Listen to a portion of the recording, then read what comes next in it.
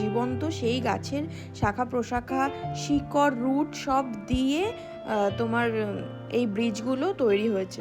Not man-made, এগুলো nature made সব bridge. তো এগুলো ভীষণ যাতায়াতের সময় না ভীষণভাবে দুল ছিল। আর দেখো এবার মানুষ কি করেছে, তার যে যাতায়াতের সুবিধার জন্য এই ছোট ছোট মানে ফেলে রেখেছে কাঠের টুকরোগুলো। তো এরকমভাবে জাস্ট হিলছিল। আর এখন আমরা পৌঁছে গেছি, প্রচুর সিঁড়ি, প্রায় নেমে নামার সময় তো গল্প করতে করতে হাঁপিয়ে যেভাবে হোক নেমে গেছি।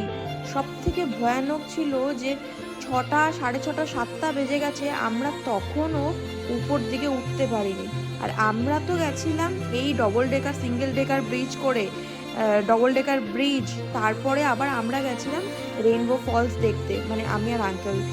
সুমন আর মাকে নিয়ে যাওয়া পসিবল ছিল না, কারণ আমাদের আবার মাথায় চিন্তা ছিল ওদেরকে নিয়ে যাবো। তো পরের ভিডিওতে সেটাও তোমাদের সাথে শেয়ার করবো।